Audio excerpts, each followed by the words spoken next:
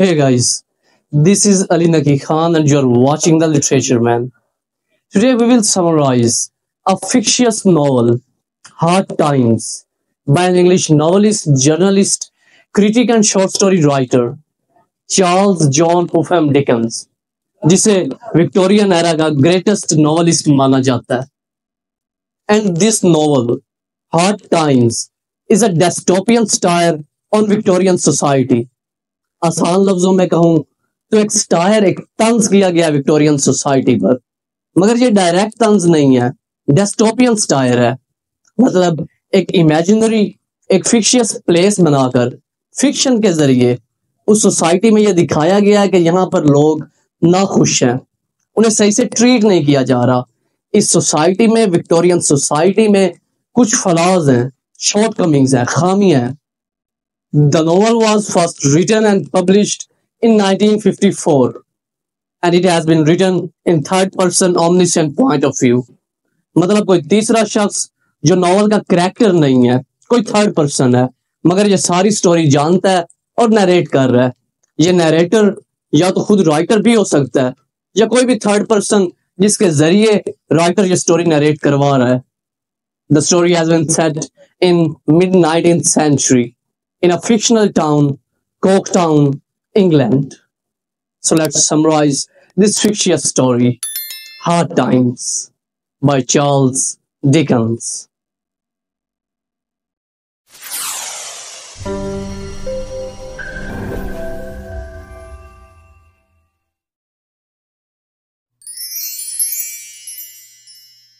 In the previous video हम बात कर चुके हैं हार्ड टाइम्स के कैरेक्टर्स पर, उसके इंट्रोडक्शन पर, थीम्स पर एंड सिंबल्स पर. And in this video we are gonna talk about the summary of the novel. The novel opens in Coketown, England, जहां मिस्टर ग्रैंडग्राइंड स्कूल के बच्चों को इंपॉर्टेंस ऑफ फैक्ट्स पर लेक्चर दे रहे हैं. एक वेल्दी रिटायर्ड मर्चेंट यानी ताजिर जिसने अपनी जिंदगी फिलॉसफी ऑफ रैशनलिज्म पढ़ने और पढ़ाने में गुजार दी, जो समझता है कि फैक्ट्स यानी हकाइक ही गुड एजुकेशन की बेस हैं और इमेजिनेशंस या इमोशंस का तालीम या कामयाबी से कोई लेना देना नहीं.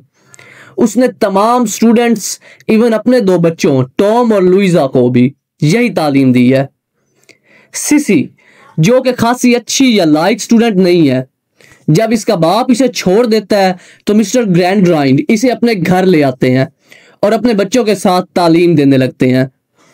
क्योंकि लुइजा और टॉम की इमेजिनेशंस और इमोशंस को हमेशा से ही नज़रअंदाज किया गया है, इसीलिए वो बड़े होकर अजीब किस्म की इनर कन्फ्यूजन्स का शिकार रहे हैं.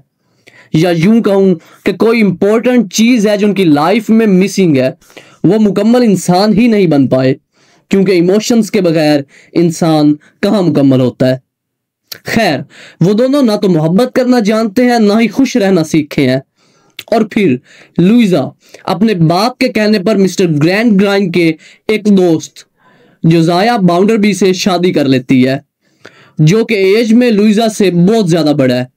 वो शादी इस वजह से नहीं करती कि वो मिस्टर बाउंडरबी से मोहब्बत करती है, बल्कि फैक्ट्स को देखते हुए इसलिए शादी करती है कि उसके भाई टॉम को मिस्टर बाउंडरबी की फैक्ट्री में या बैंक में जॉब मिल जाएगी, क्योंकि ये अपने भाई टॉम से बहुत ज्यादा मोहब्बत करती है. यूं लुइजा और टॉम इस शादी के बाद मिस्टर बाउंडरबी के घर पर रहने लगते हैं, जबकि सिसी मिस्टर एंड मिसिस ग्रैंडग्राइंड और उनकी छोटी बेटी जेन के साथ घर पर रहने लगती है. मिस्टर बाउंडरबी अपने फैक्ट्री वर्कर्स को हैंड्स यानी अपने हाथ, हेल्पिंग हैंड्स या हकारत से मजदूर कहकर पुकारता है. इन्हीं हैंड्स में से एक स्टीफन फैक्ट्री में वर्कलोड से अक्सर परेशान रहता है, मगर इससे बड़ी परेशानी है स्टीफन की वो बीवी जो अक्सर शराब के नशे में रहती है और घर से गायब रहती है. स्टीफन इससे डाइवोर्स लेकर गांव की एक स्वीट एंड जेंटल औरत से, रेचल से शादी करना चाहता है. गांव अच्छा है मगर उसमें कोई लड़की नहीं. खैर, स्टीफन इस मैटर में मशवरा लेने के लिए मिस्टर बाउंडरबी के घर पर जाता है, जो इसे बताते हैं कि डाइवोर्स लेने के लिए लॉयर यानी वकील हायर करना पड़ता है और तुम्हारे पास इतनी रकम नहीं है, सो ये काम रहने दो. जब स्टीफन यहां से जानने लगता है तो उसकी मुलाकात घर के बाहर एक ओल्ड वुमन से होती है जो बाउंडरबी की खैरियत और कामयाबी के मुतालिक पूछती है। दरअसल ये औरत मिस्टर बाउंडरबी की मां मिसिस पैगलर है, मगर कोई ये बात नहीं जानता। दूसरी तरफ टॉम एक लेजी इंसान बन चुका है जो कर्जे में डूब चुका है और हर किसी के साथ बदतमीजी से पेश आता है। इन्हीं दिनों लंदन से एक यंग जेंटलमैन, एक वेल्दी जेंटलमैन कोक टाउन में आया है, मिस्टर ग्रैंड ग्राइंड का स्टूडेंट बनकर अपना पॉलिटिकल कैरियर स्टार्ट करने के लिए। मगर बहुत जल्द वो लुइजा में इंटरेस्ट लेने लगता है। A fascinating repressed beautiful woman she is. एक दिलकश मजलूम खूबसूरत औरत। ये देखकर के लुइजा सिर्फ टॉम के साथ इमोशनली अटैच है, जेम्स हार्टहाउस टॉम के साथ फ्रेंडशिप बनाने का नाटक भी करता है ताकि लुइजा को सीड्यूस कर सके, वरगला सके। और फिर मिसिस स्पासिट जो कि एक बेवा औरत है और लुइजा के आने से पहले मिस्टर बाउंडरबी के घर पर रहती थी, मगर फिर इसे निकाल दिया गया।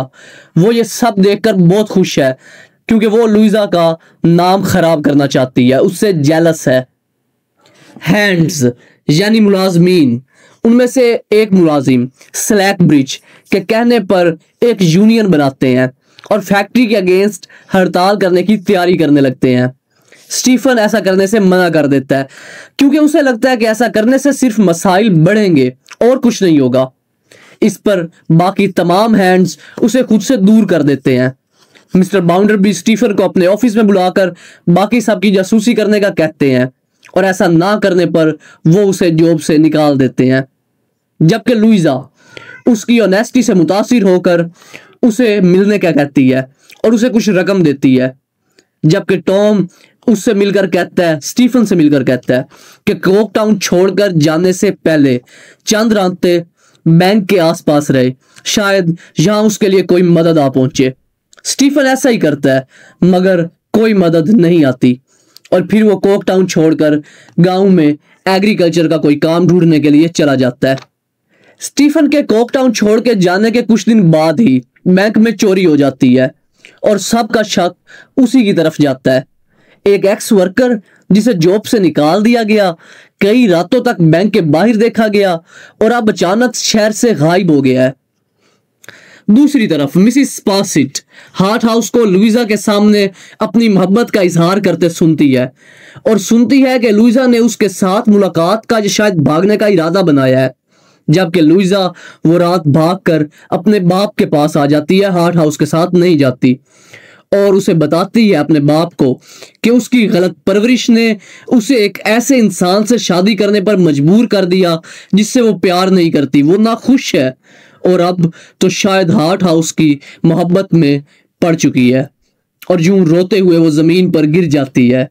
ग्रैंड ग्राइंड एक बूढ़ा बाप खामोश खड़ा सदमे में है कि उसने अपनी बेतुकी फिलॉसफी अपने बच्चों पर इंप्लीमेंट करके उन पर थोप कर कितना बड़ा नुकसान कर दिया है। सिसी जो कि लुइजा से प्यार करती है, वो हार्ट हाउस से मिलती है और उसे कन्विंस करती है कि मजबूर करती है कि हमेशा के लिए कोक टाउन छोड़कर चला जाए। मिसिस स्पासिट ने बाउंडरबी को बताया कि लुइजा हार्ट हाउस के साथ भाग गई है और वो इस बात पर गुस्से में है। वो गुस्सा निकालने के लिए स्टीफन की तलाश शुरू करवाता है। स्टीफन को जब सारे मामले का इल्म होता है तो अपनी सफाई देने के लिए कोक टाउन आते वक्त रास्ते में कोयले की एक कान ओल्ड हेल शाफ्ट में गिर जाता है।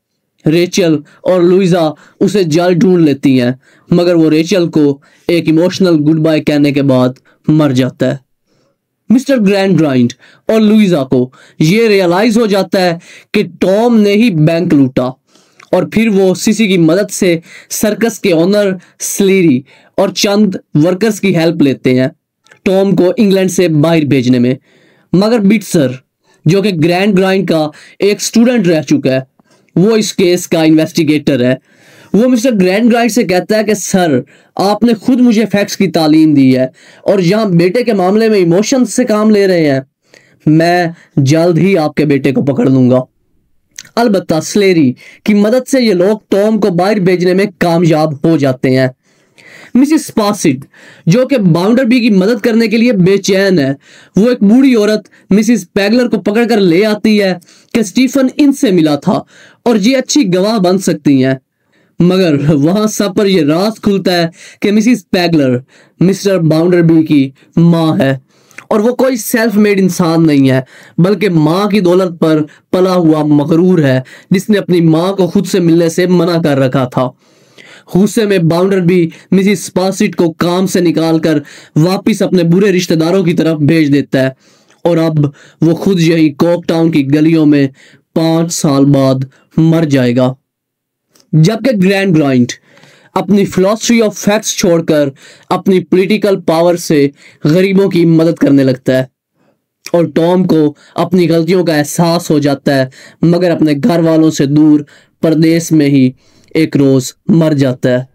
सीसी ने शादी करके एक खूबसूरत घर बसा लिया और लुइजा ने कभी शादी नहीं की। हाँ, मगर सीसी की फैमिली के साथ उठते बैठते सिंपैथी यानी हमदर्दी जैसे बहुत से जज्बात सीख लिए और इमोशंस की तरफ वापस आने लगी।